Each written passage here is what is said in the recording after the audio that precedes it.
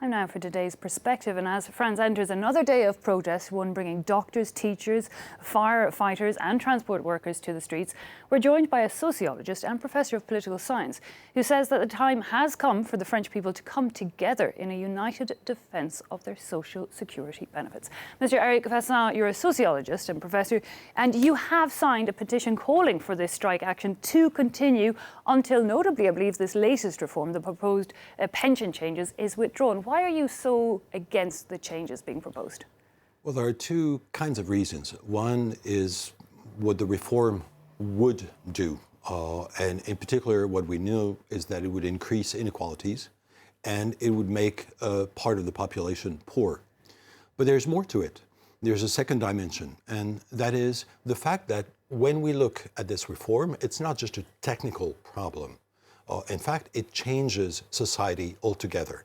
Because what it says is that, in fact, since we're not going to have pensions high enough to do anything, we'll have to have pension funds.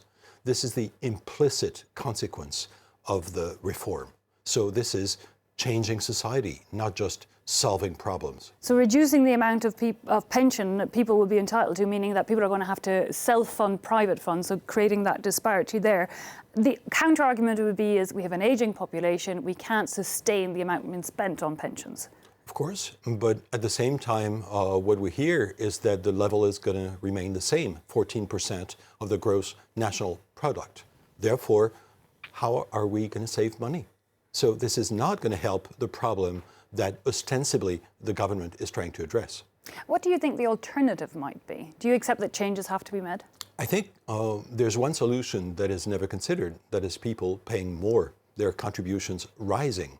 That is basically the question at the moment is that if you want old people to be poor, well, you can make that choice. But is that a good solution? This is what we tried to avoid in the previous generation. And I think now is a time to start thinking differently. In fact, what is at stake is the fact that many people are not working. We know that when we say pay longer, have longer contributions, this is not what's going to happen. Because in fact, what's happening is that people are out of a job at 55, 57. How could they go on until 64?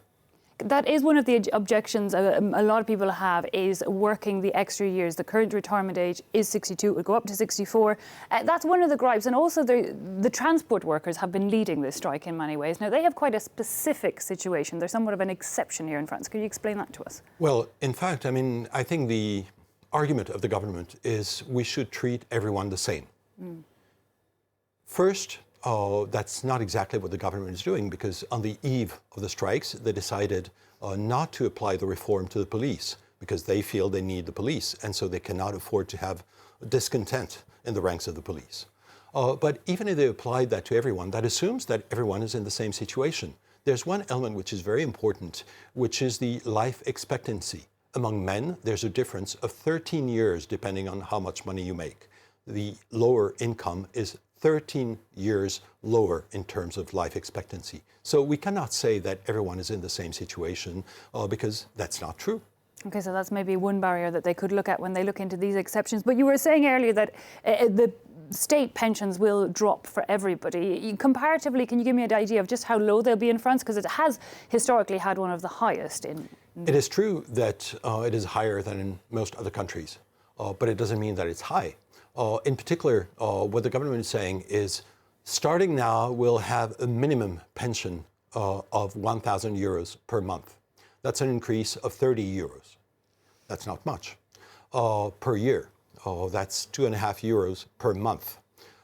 That's a few cents a day. So, in fact, it's not that high for many people. The average hides the disparities, and the disparities will get more important.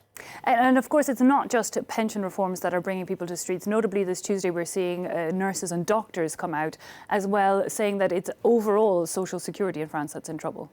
I think there's a battle that's been going on for months and years, which is about the balance between capital and labor. And in fact, there has been a change in the position of the government. In the old social democratic days, that is, after the war until the 70s, the government was trying to be a sort of balance between capital and labor, a kind of arbitration between the two logics. Today, it's very different. In fact, when we see in the strike who's supporting, among the unions, there's unity against the reform. All the unions. There's one exception, it's the union of employers. I think that's quite clear. Now, this unity among the unions, give me an idea of the amount of power that this maybe brings to people on the street. I mean, France is famous. Back in 1995, a similar pension reform failed to pass because of crippling strikes. Do you think there's the same power on the street today? Well, I think there's a change, which is the temporary unity of the unions, because that was not the case in 1995. But there's a similarity, which I think is quite important, transportation. In fact, what we see is that basically if teachers, professors go on strike, it doesn't change anything. If transportation workers go on strike, there you can see the results. It affects people's lives directly. And what is interesting is opinion polls, because opinion polls show that there's still support for the strike despite the major difficulties that it has created, including in the region Île-de-France, which is most affected. And in fact, of course, no one wants to endure a strike because it makes life difficult. And in particular, with the upcoming vacation, the end of the year vacation.